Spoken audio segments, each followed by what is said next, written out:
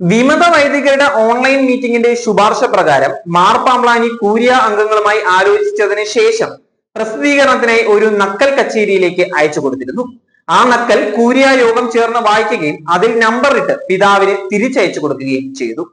പിതാവ് അത് അംഗീകരിച്ച് ഒപ്പിട്ട് കച്ചേരിയിലേക്ക് വീണ്ടും അയച്ചു. കച്ചേരി ഉടനെ തന്നെ ആ അറിയിപ്പ് പ്രസിദ്ധീകരിക്കുകയും ചെയ്തു. ഉച്ച കഴിഞ്ഞ് ആ അറിയിപ്പ് വിമതർക്ക് സ്വീകാര്യമല്ല എന്ന് പിതാവ് കച്ചേരിയിലേക്ക് വിളിച്ചു പറഞ്ഞു.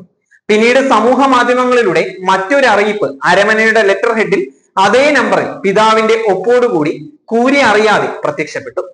സാധാരണ രീതിയിൽ ക്യൂരിയ അറിഞ്ഞതും ക്യൂരിയ വഴിയുമാണ് ഔദ്യോഗിക അറിയിപ്പുകളും സർക്കുലറുകളും പ്രസിദ്ധീകരണത്തിനായി നൽകുന്നതും നൽകേണ്ടതും.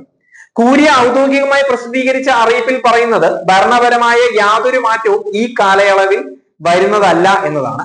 ക്യൂരിയയുടെ അറിവോ അംഗീകാരമോ ഇല്ലാതെ സമൂഹ മാധ്യമങ്ങളിൽ പ്രത്യക്ഷപ്പെട്ട അറിയിപ്പിൽ മേൽ പറഞ്ഞത് വാക്യത്തിന്റെ സ്ഥാനത്ത് ഭരണപരമായ മാറ്റങ്ങൾ വരുത്തുന്നതിനോ അതിരൂപത കച്ചേരിയുടെയോ മറ്റാരുടെയെങ്കിലും ഭാഗത്തു നിന്നോ എന്നാണ്.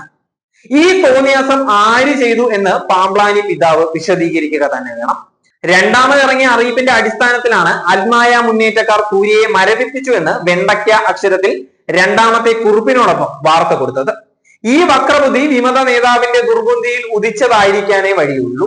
കഴിഞ്ഞ ദിവസം വിമത നേതാവ് ക്യൂരിയ പിരിച്ചുവിടണമെന്നില്ല, മരവിപ്പിച്ചു നിർത്തിയാൽ മതി എന്ന് ഞാൻ പാംബ്ലാനി പിതാവിനോട് പറഞ്ഞിട്ടുണ്ട് എന്ന് പറഞ്ഞതും കൂട്ടിച്ചേർത്ത് വായിച്ചാൽ സംഭവം പിടികിട്ടുന്നതായിരിക്കും. അതുകൊണ്ടാണ് വിശ്വാസികൾ പറയുന്നത് പാംബ്ലാനി പിതാവ് മറുപടി പറഞ്ഞേ പറ്റുകയുള്ളൂ എന്ന്.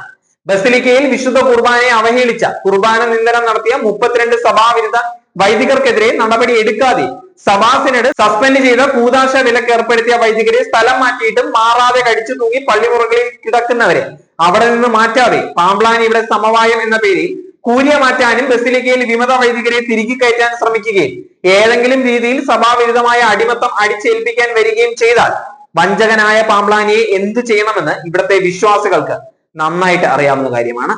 ഏകീകൃത വിശുദ്ധ കുർബാന അല്ലാതെ മറ്റു തൊട്ടുകരങ്ങൾ കാണിച്ച് വിശ്വാസികളെ പ്രകോപിക്കാതിരുന്നാൽ പാംബ്ലാനിക്കും മേജറിനും നല്ലത് എന്ന് മാത്രമേ വിശ്വാസികളുടെ മുന്നറിയിപ്പായി പറയാനുള്ളൂ.